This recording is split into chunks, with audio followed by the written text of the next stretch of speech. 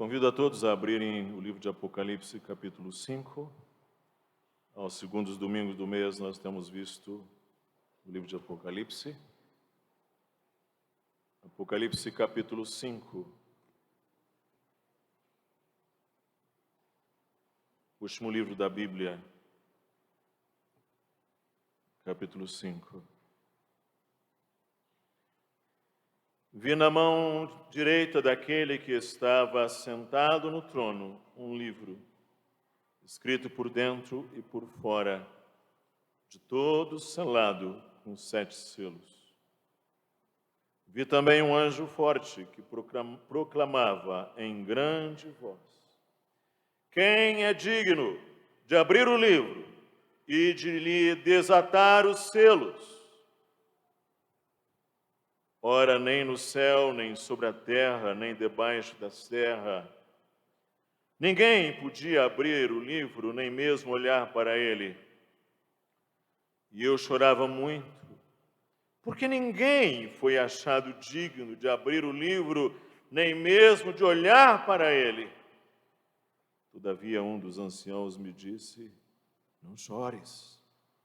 Eis que o leão da tribo de Judá, a raiz de Davi, venceu para abrir o livro e os seus 7 selos.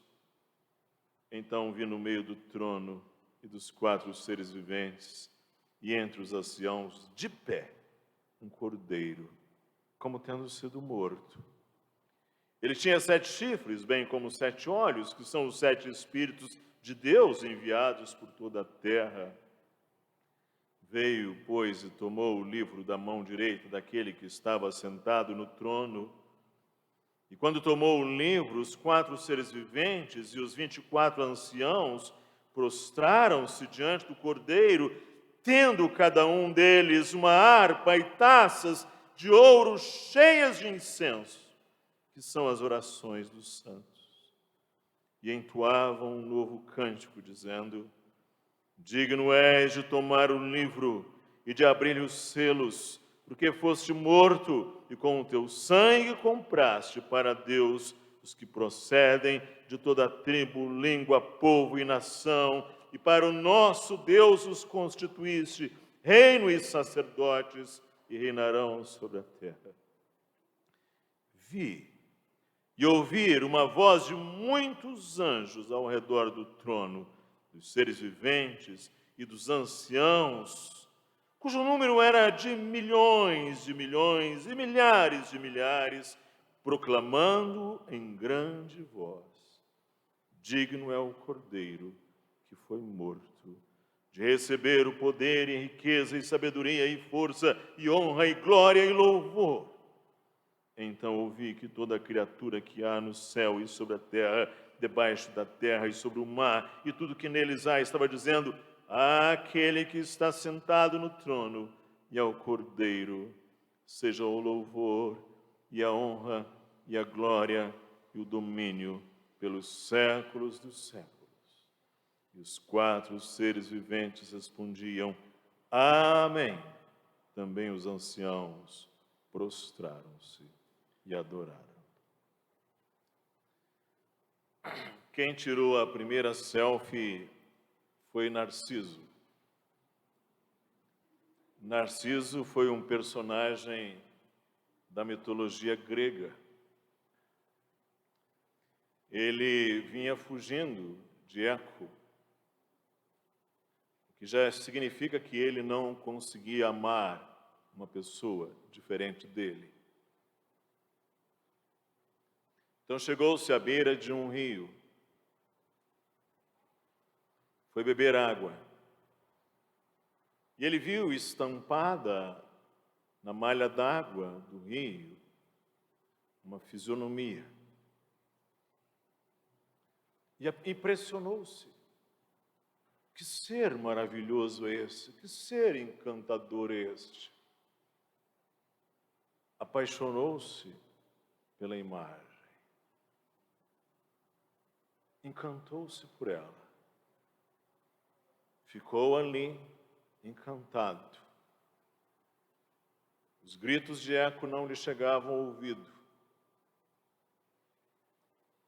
ficou plantado à beira do rio, até virar uma planta que se transformou no seu nome. Teólogos e filósofos e outros historiadores e outros estudiosos dizem que o nosso mundo está se tornando crescentemente narcísico. Vários estudiosos apontam o narcisismo como um dos 3 traços mais primitivos do ser humano, portanto, um dos traços mais patológicos. No traço radicalmente narcísico, a pessoa está fadada à falta de transcendência. Ela vive amando a si mesma e não transcende. Outros estudiosos dizem que o ser humano está se tornando cada vez mais egocêntrico. O ego é o centro. Pessoas adultas vivem fazendo birra. A lógica é o ego, faminto de ser compensado, galardoado, cumprindo-se a palavra do apóstolo, de que nos últimos dias os homens seriam amantes de si mesmos. Aqui está o Apocalipse, livro de figuras e símbolos, de ideias, expressões, palavras, figuras bíblicas, inclusive do Antigo Testamento. E a grande convergência interpretativa em torno desse livro é que ele descreve episódios entre a primeira vinda de Cristo e a sua segunda vinda. Conquanto alguns prefiram fazer uma interpretação linear deste livro, parece-nos que a melhor interpretação é aquelas de quadros paralelos, de imagens e figuras paralelas que vão se encadeando para formar, no final das contas, uma grande imagem, como no software do Bill Gates, em que há muitas janelas abertas ao mesmo tempo, e no final das contas é um único ator. Parece ser assim o livro de Apocalipse. O primeiro quadro que nós vimos foi Cristo glorificado andando no meio dos castiçais, em que se descreve a realidade das 7 igrejas da Ásia Menor, e Cristo anda no meio dos 7 castiçais. Ele conhece a realidade das igrejas. Mas aí, olhando para a realidade das igrejas perseguidas pelo Império Romano, sob Domiciano, alguém poderia perguntar-se: mas as coisas estão sob controle? Deus realmente está reinando? E aí chegamos a este segundo quadro. E é importante ter uma visão do quadro completo antes de se focar em detalhes, porque os detalhes compõem o quadro. Quando você olha para uma árvore, primeiro você precisa ver, é uma árvore inteira. Depois você precisa ver, é uma mangueira. Não é uma jabuticabeira, é uma mangueira. E depois você olha o fruto, as folhas, as raízes, os detalhes. Primeiro veja a árvore. E aqui é um quadro muito interessante. No centro está o trono, ao qual está num plano elevado. O trono está num plano mais alto.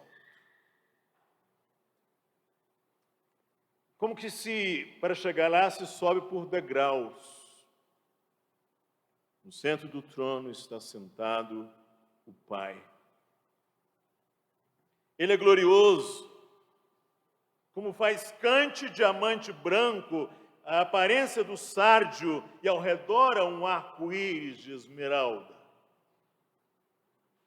Velando pelo trono como guardiões estão 4 seres viventes, os querubins, com olhos por todos os lados, asas. Ao redor há 24 tronos, com seus anciãos sentados, 24, 12 mais 12, vestidos de branco, e eles têm coroas. Se são anciãos, eles são representativos da dignidade de expressões do povo de Deus, do Antigo e do Novo Testamento. Há ao redor miríades de anjos, diz aí o capítulo 5, verso 11, miríades de anjos. E na periferia, ao redor do trono, estão todas as demais criaturas do universo. Você veja aí no verso 13 do capítulo 5. Todas as demais criaturas do universo inteiro. Nada escapa. Ninguém está fora. Tudo. O trono no centro. Também diante do trono estão as 7 tochas de fogo, 7 Espíritos de Deus, e um como que mar de vidro. E o Cordeiro, que foi morto, não está deitado. Está em pé. Em pé. Entre o trono e os seres viventes de um lado e os 24 anciãos de outro.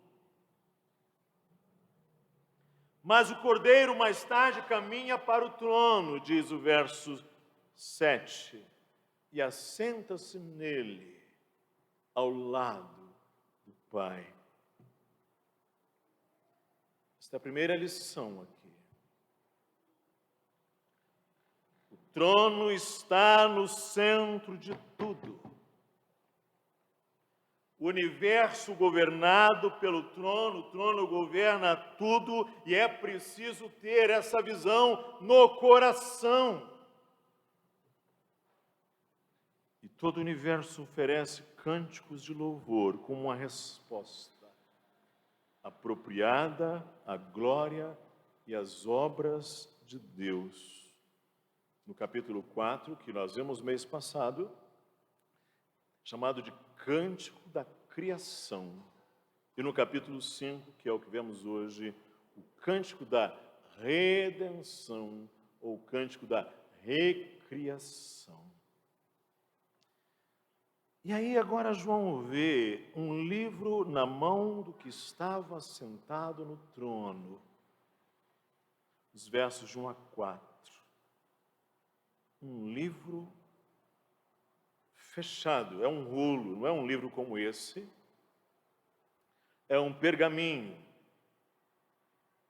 um rolo, escrito pelos dois lados.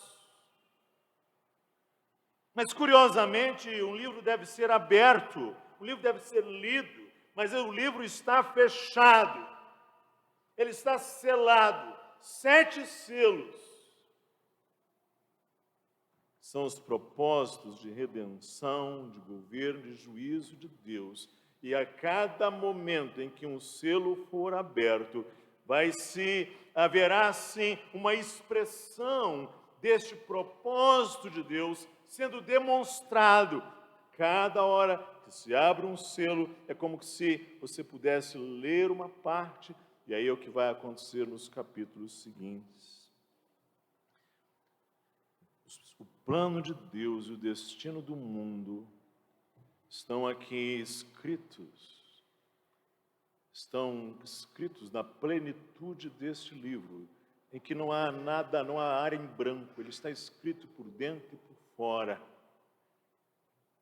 Os propósitos de redenção, governo e juízo de Deus só podem, entretanto, serem realizados por alguém que seja singularmente digno. E quem é digno de realizar as coisas que Deus planejou? O Pai está ali, o trono está num plano elevado. Todos os seres, dos mais dignos aos mais aparentemente insignificantes, estão reunidos naquela grande assembleia. Todo ser vivente, todas as pessoas. E uma voz como que de trovão, de anjo muito forte, faz uma indagação, uma pergunta.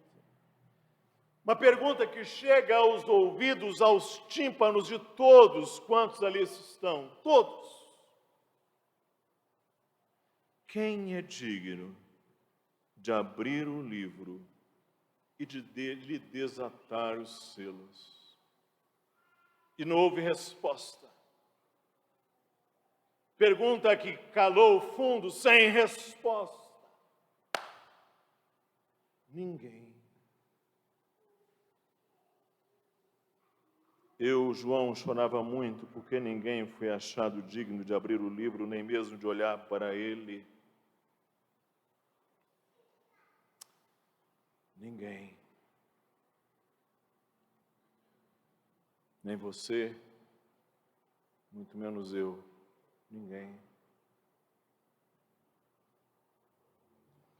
Em segundo lugar, João viu um leão que é cordeiro. Ou um cordeiro que é leão. Os versos de 5 a 7. Não chores. Eis que o leão da tribo de Judá, a raiz de Davi, venceu para abrir o livro e os seus 7 selos. Então eu vi, no meio do trono dos 4 seres viventes e entre os anciãos de pé, um cordeiro, de pé, um cordeiro como que tendo sido morto. Ele venceu para abrir o livro e os seus 7 selos. Ele tem 7 chifres, poder, força, absolutos.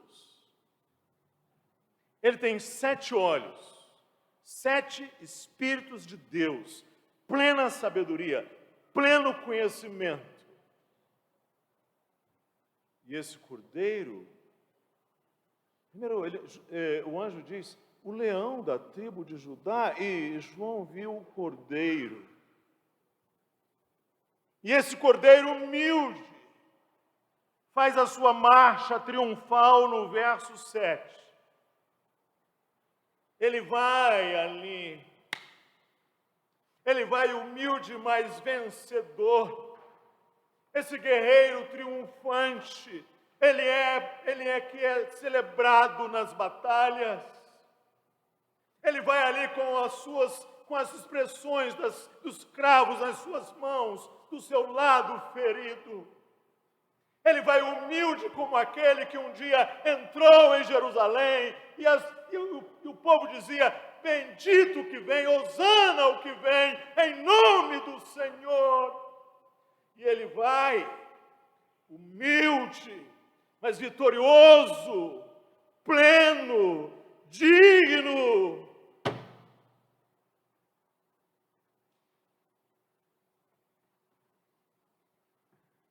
Toma o livro das mãos direitas daquele que estava sentado no trono. As mãos do Pai, o braço da onipotência. Ele adentra aquele lugar para além do sardio e do jaspe. Ele vai para além do arco-íris. Os 4 seres viventes permitem. Qualquer outro que dali se aproximasse seria consumido pelo fogo. Só ele está ali. Ele é homem e Deus. Há um homem ali. Só um. Ninguém mais. Só um. E jamais haverá. Esse é lugar exclusivo. Esse é lugar exclusivo, único, indisputável. E aí João viu orações respondidas, joelhos dobrados e cânticos. Os versos de 8 a 14, quando tomou o livro, os 4 seres viventes e os 24 anciãos prostraram-se diante do Cordeiro. Lá no capítulo 4, eles se prostraram-se diante do Pai. e agora se prostram diante do Cordeiro. Se perguntam ao testemunho de Jeová, o que é isso aqui? O que é isto?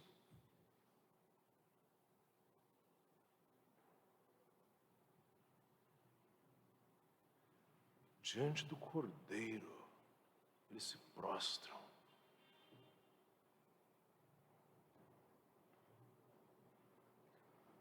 E todo joelho se dobra.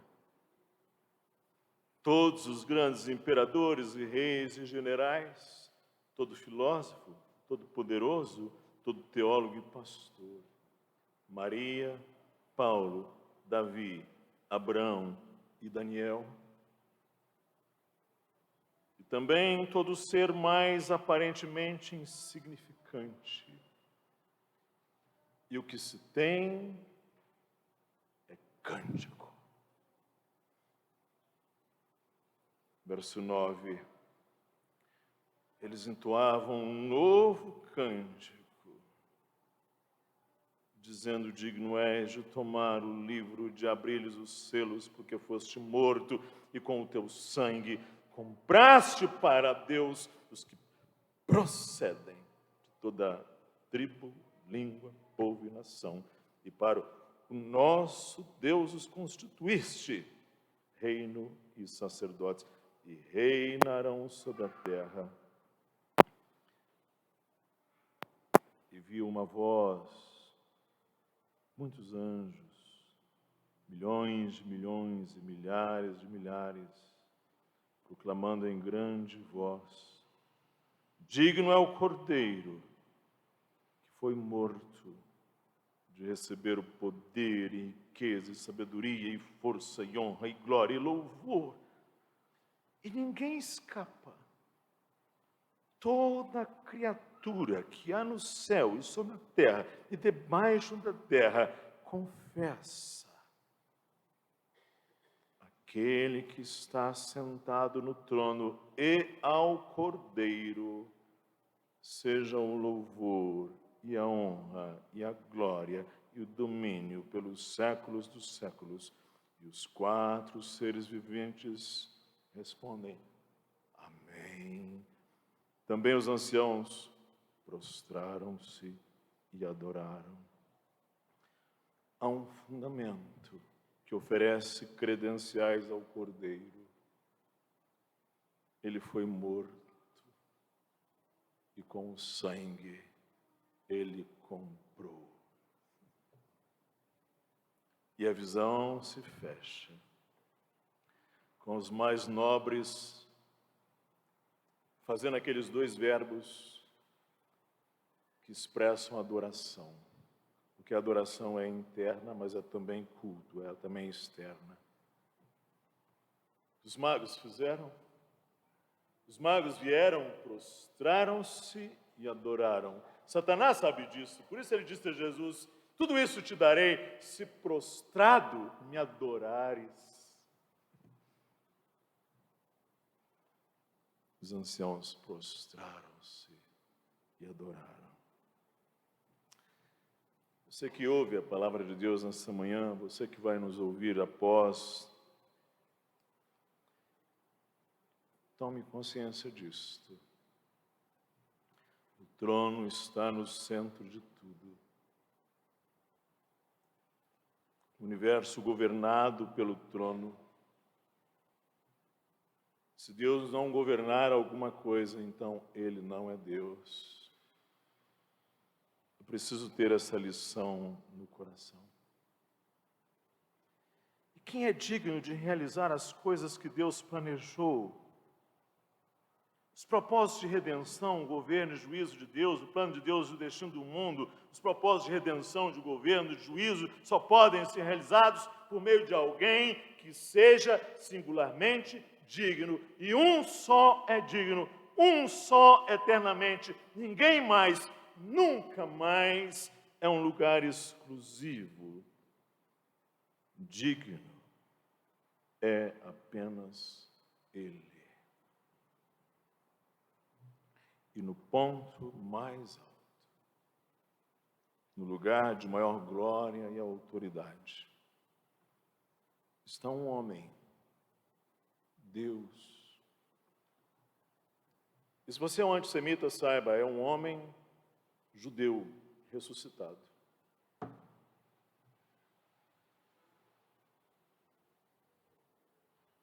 Está ali. Para a honra e glória de Abraão e de Isaac e de Davi e de todos os profetas, porque é de Israel que procedem as alianças, é de lá que veio o Evangelho, os apóstolos eram judeus e aqui está o Senhor Jesus ressuscitado, porque a salvação vem dos judeus.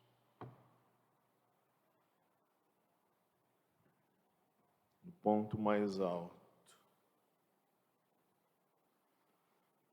aquele que estava sentado no trono e ao Cordeiro, seja o louvor e a honra e a glória e o domínio pelos séculos dos séculos.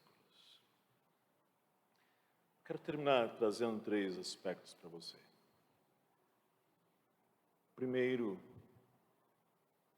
é a segurança do triunfo final de Cristo.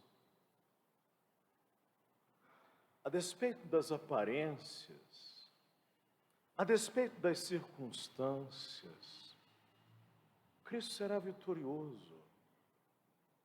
Pode ser que hoje você olhe as circunstâncias e parece que o diabo está vencendo, parece que a causa maligna está vencendo, parece que esse mundo está fora de controle.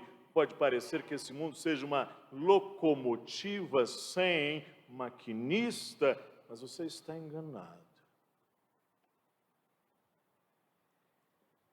Haverá segurança no triunfo final de Cristo e você pode confiar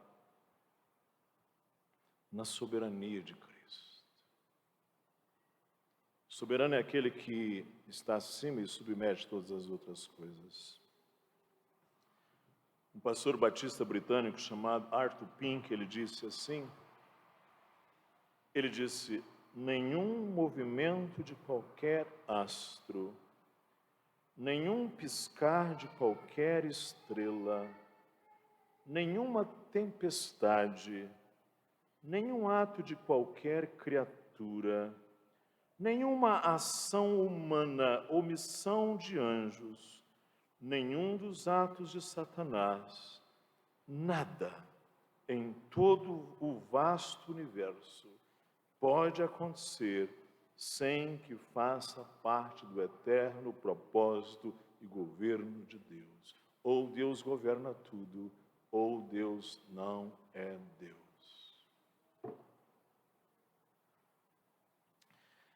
Mas aqui, em último lugar, é preciso um viver cristocêntrico.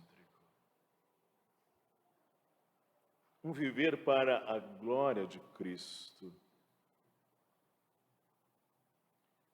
Esse é um mundo antropocêntrico, ou seja, o homem é o centro.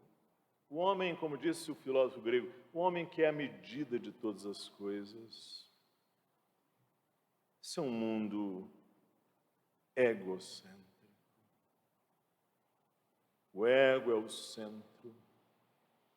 Por isso que pessoas adultas fazem birra, por isso que pessoas adultas fazem o que a criança egocêntrica faz.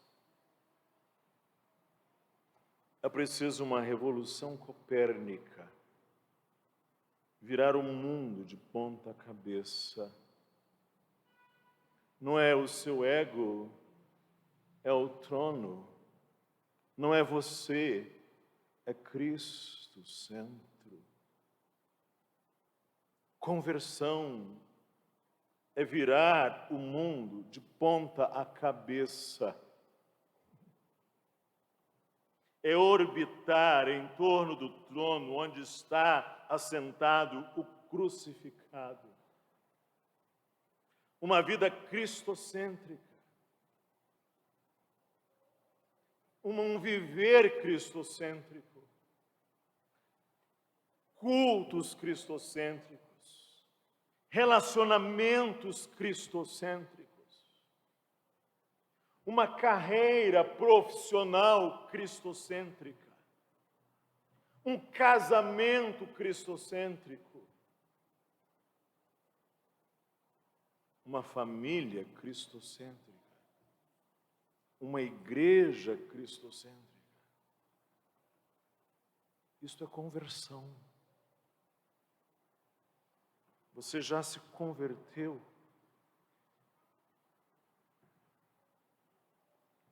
A glória deste mundo não sou eu, nem você, nem os nossos egos famintos de atenção, nem as nossas glórias. O centro, a glória, o centro deste universo está no trono. Quem abre o livro e desata os selos é o Cordeiro. O que eu devo fazer? É prostrar e adorar. É isto. Foi para isso que eu fui criado. E quando o ser criado por Deus faz isto,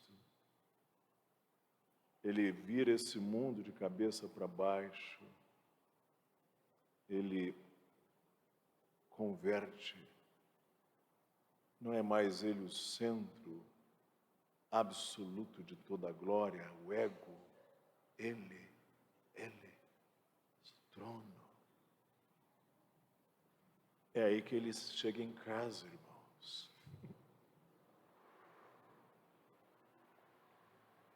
Foi para isso que você foi criado, que eu fui criado. Aqui é a minha casa, aqui é a minha morada, aqui é o meu lugar. E enquanto eu não chegar a esse momento, a esse lugar, eu estou como aquele personagem da literatura do cinema chamado Benjamin Button. O meu mundo está virado ao contrário. Eu estou encolhendo, eu estou numa grande viagem, eu ainda não cheguei à minha casa, eu estou perdido, eu estou fora de lugar. No mundo crescentemente narcísico, é preciso ferir esse narciso, que vai crescendo dentro do ser humano nesta era e nessa cultura marcadamente egocêntrica. É preciso um outro espelho. É preciso uma outra imagem na água. É preciso encantar-se com uma outra lógica. Sabe por quê? Porque do contrário, não haverá cura para o ser humano. Não há cura para mim e nem para você. Não haverá esperança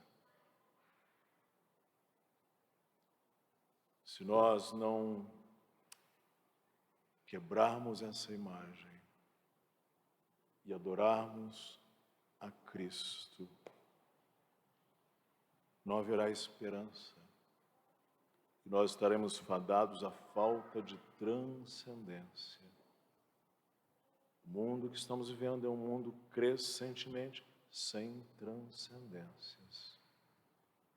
E ele vai para o buraco. E ele vai de mal a pior.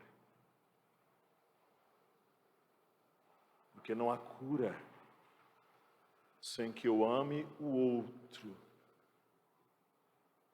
Sem que eu ame o totalmente outro. Mas que também é expressão minha, mas que é um eu redimido.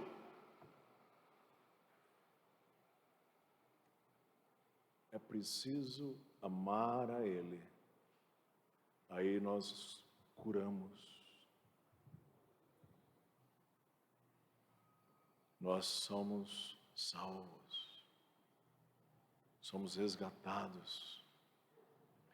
E essa imagem que a gente adora, como diz o apóstolo aos Coríntios, vai transformando a nossa própria imagem, como que por espelho, de glória em glória. E nós vamos deixando de ser esse narciso egocêntrico e vamos nos tornando a imagem do Filho de Deus. Este é o bem para o qual fomos criados, para sermos expressão do Filho de Deus cada vez mais. Para deixarmos esse infantil,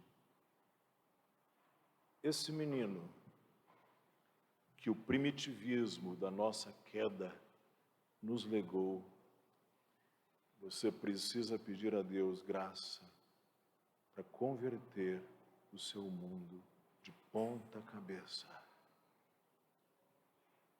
Não é o trono, o centro não é você, nem somos nós, nem são homens nenhum, nem muito menos o pastor dessa igreja. O centro está lá, à direita da majestade nas alturas. Lugar único, só Ele é digno. Nada menos do que isto é o Evangelho. Que o Senhor os abençoe. Amém. Senhor, ajuda-nos. Ajuda-nos que somos uma geração fraca, uma geração pequena, uma geração menina. Ajuda-nos com a graça do Teu Espírito, que Teu poder se aperfeiçoe em nós e que nós possamos celebrar a dignidade, a majestade, a soberania do Cordeiro que foi morto e derramou sangue, que satisfez a justiça e santidade do Senhor. Abençoa-nos, é o que te pedimos, em nome de Jesus. Amém.